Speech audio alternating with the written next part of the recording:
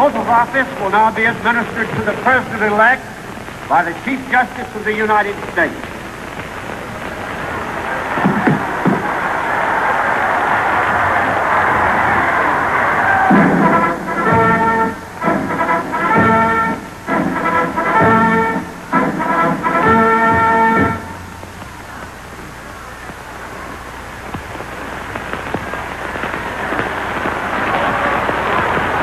You, John Fitzgerald Kennedy, do solemnly swear I, John Fitzgerald Kennedy, do solemnly swear that you will faithfully execute the office of President of the United States that I will faithfully execute the office of President of the United States and will, to the best of your ability, and will, to the best of my ability, preserve, protect, and defend the Constitution of the United States. preserve, protect, and defend the Constitution of the United States. So help you God.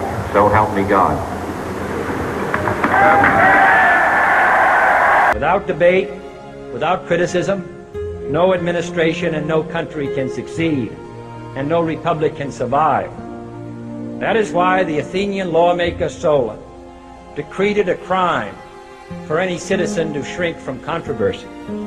And that is why our press was protected by the First Amendment, the only business in America specifically protected by the Constitution, not primarily to amuse and entertain, not to emphasize the trivial and the sentimental, not to simply give the public what it wants, but to inform, to arouse, to reflect, to state our dangers and our opportunities, to indicate our crises and our choices, to lead, mold, educate, and sometimes even anger public opinion. And so it is to the printing press, to the recorder of man's deeds, the keeper of his conscience, the courier of his news, that we look for strength and assistance, confident that with your help, man will be what he was born to be, free and independent. This country has passed through very difficult days, but it has passed through them. And it is rather interesting to realize that we're rather an old republic, probably the oldest republic in the world. And when we were founded, there was a king in France, a czar in Russia, an emperor in Peking. All that's been wiped away, and yet this country continues. So that it makes us feel that we'll continue in the future, and that we represent a long effort building on the lives of the men and the efforts of the men who were here and of the American people in the past. So I consider history to be a source of, our history to be a source of strength to us here in the White House and to all the American people. I am delighted to have a chance to say a few words about this administration's policy, which has been the subject of a good deal of discussion, acrimony, and controversy on wages and prices and profits. Now, I know there are some people who say that this isn't any business of the President of the United States, and and who believe that the President of the United States should be the honorary chairman of a great fraternal organization and confine himself to ceremonial functions. But that isn't what the Constitution says. And I did not run for President of the United States to fulfill that office in that way.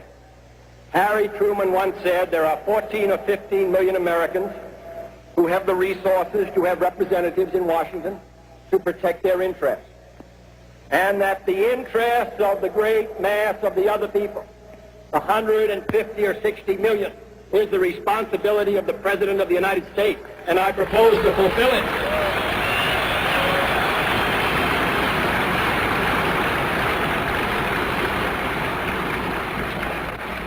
Well, I think that, you know, that old story about Abraham Lincoln in the cabinet. He says, all in favor say aye, and the whole cabinet voted aye, and then all opposed no, and Lincoln voted no, and he said the vote is no. So that naturally the Constitution places the responsibility on the president. Now Oxford, Mississippi, which has made this whole question of the federal government and education more sensitive in some parts of the country, I suppose that's going to be a factor against us. I don't really know what other role they would expect the President of the United States to play. The court, made up of Southern judges, determined that it was according to the Constitution that Mr. Meredith go to the University of Mississippi. The governor of Mississippi opposed it. And there was rioting against Mr. Meredith, which endangered his life. We sent in marshals, and after all, 150 or 60 marshals were wounded one way or another out of 400 or 500, and at least 3/4 of the marshals were from the South themselves. And then we sent in troops when it appeared that the marshals were going to be overrun. I don't think that anybody who looks at the situation could think we could possibly do anything else. But on the other hand, I recognize that it's caused a lot of bitterness against me and against the national government in Mississippi and other parts. Though they expect me to carry out my oath, Constitution, and that's what we're going to do. Well, the Constitution and the development of the Congress all give advantage to delay. It's very easy to defeat a bill in the Congress. It's much more difficult to pass one. To go through a committee, say the Ways and Means Committee of the House, a subcommittee and get a majority vote, the full committee, get a majority vote, go to the Rules Committee and get a rule, go to the floor of the House and get a majority. Start over again in the Senate, subcommittee and full committee, and in the Senate there is unlimited debate, so you can never bring a matter to a vote if there's enough determination on the part of the opponents, even if they're a minority, to go through the Senate with the bill, and then unanimously get a conference between the House and Senate to adjust the bill, or if one member objects, to have it go back through the Rules Committee, back through the Congress, and have this done on a controversial piece of legislation where powerful groups are opposing it. That's an extremely difficult task. And it is the responsibility of all citizens in all sections of this country to respect the rights of others and respect the law of the land. All this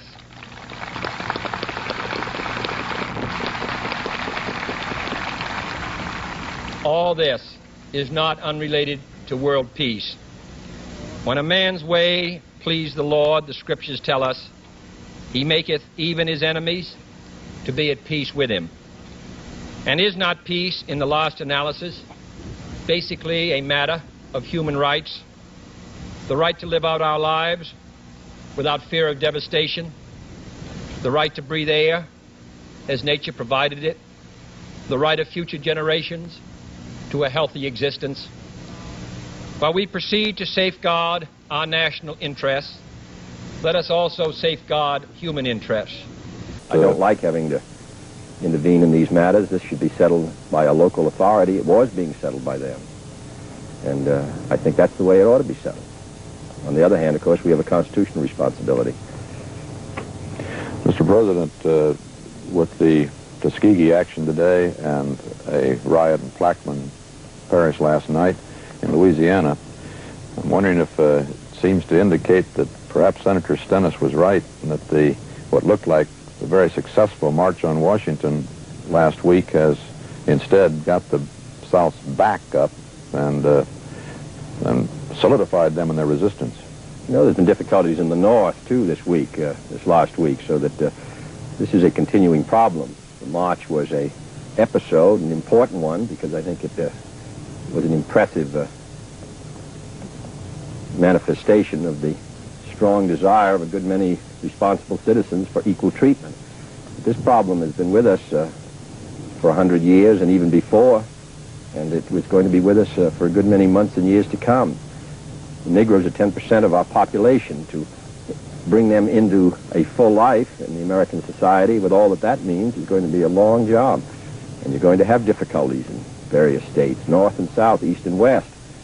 But they are here. They are given the promises of the Constitution, and we have to do what we can to see that those promises are carried out. That's the responsibility, it seems to me, of this generation of Americans, north and south, east and west, even though it presents us with a good many harassments. On the other hand, I'm hopeful that both parties, Republicans and Democrats, will commit themselves to the same objective of equality of opportunity. I would be as surprised if the Republican Party, which after all is the party of Lincoln, and is proud of that fact, as it should be, I would be surprised if they did not also support the right of every citizen to have equal opportunities, equal chance under the Constitution.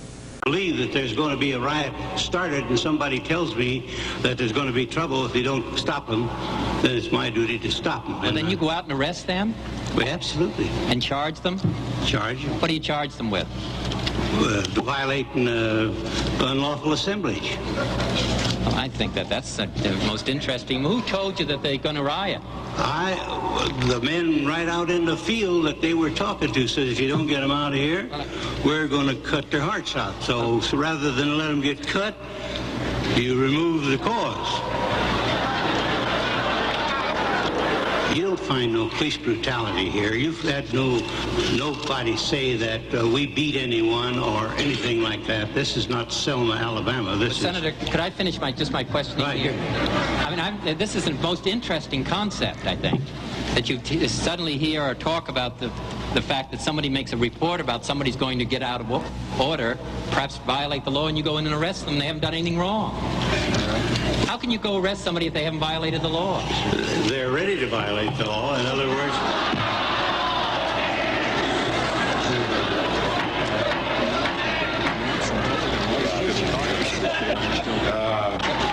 just like these labor people out here, they ask their attorney, what shall we do? Could I suggest in the interim period of time, in the luncheon period of time, that the sheriff and the district attorney read the Constitution of the United States? But when a long train of abuses and usurpations, pursuing invariably the same object, evinces a design to reduce them under absolute despotism, it is their right, it is their duty to throw off such government and to provide new guards for their future security.